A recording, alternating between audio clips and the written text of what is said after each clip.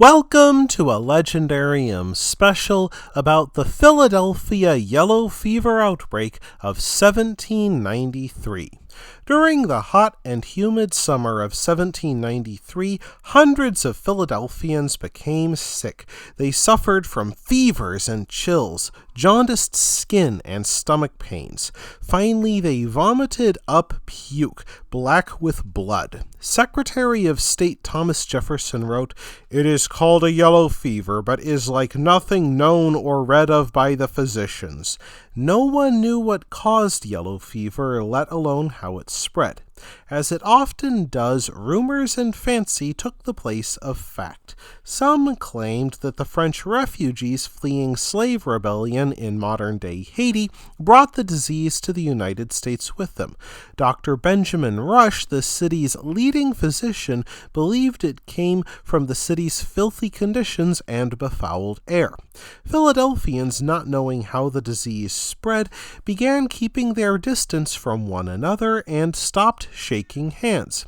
They covered their faces with handkerchiefs dipped in vinegar or smoked tobacco, which they believed kept the diseased air away from their noses and mouths. Some physicians even advised people to chew tree bark to protect themselves. Of course, this caused nothing but sore teeth and bleeding gums. By the end of August, with this strange illness spreading from Arch Street to Vine Street, wealthy residents began fleeing the nation's capital and largest city in droves. Those included the new Republic's political leaders. President George Washington returned to his beloved Mount Vernon, insisting that his wife, Martha, demanded he come for his own protection.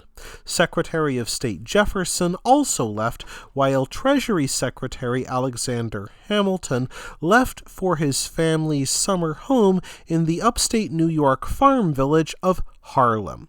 However, Hamilton and his wife Eliza still became ill with yellow fever. The Hamilton children in turn fled to Eliza's parents' house in Albany, New York for safety, though their parents would be among the lucky survivors of yellow fever.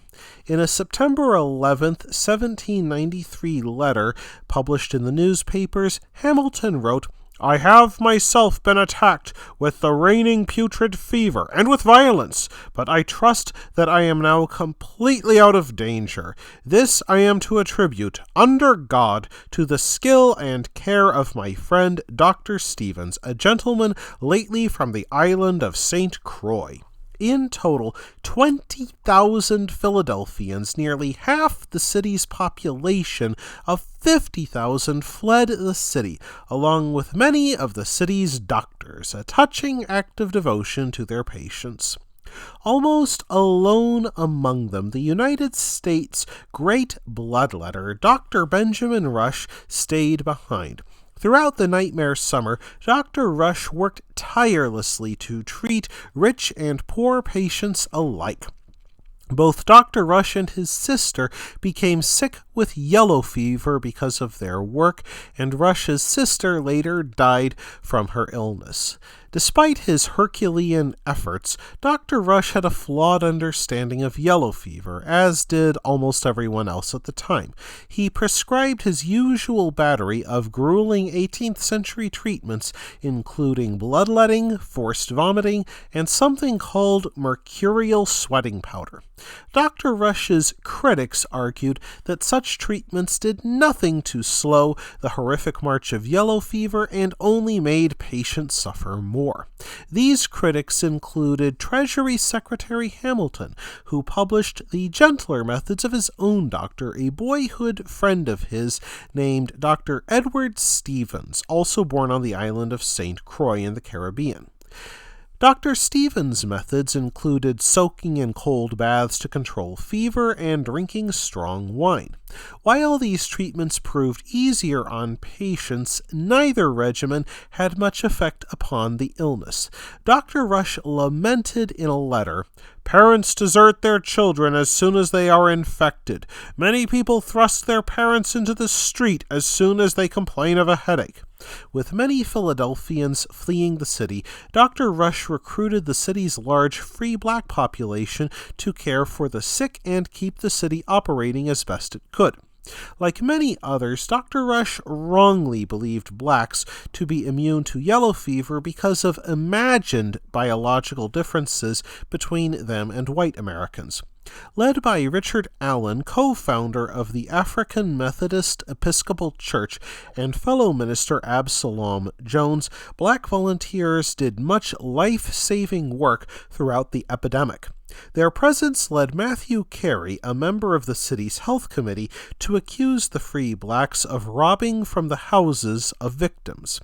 Allen and Jones later published their own pamphlet, including eyewitness testimony of the good work done by free black Philadelphians. This shamed Carey into withdrawing his accusations. In the end, men could comfort the sick, but not stop the course of the disease. Yellow fever burned itself out when cooling winter weather in November killed off the mosquitoes which spread the disease. By the end of the yellow fever epidemic, 5,000 people in a city of 50,000 died. They included John Todd, whose widow Dolly married United States Representative James Madison of Virginia a year later. About 15 years later, Dolly became the first lady when her husband, James, was elected the United States' 4th president. That wraps things up for this episode of The Legendarium. I hope you enjoyed it. If you did, press like. If you want to see more, press subscribe. And if you've got anything to say, let me know in the comments section. Thanks again for joining me, and I hope that you have a great rest of the day.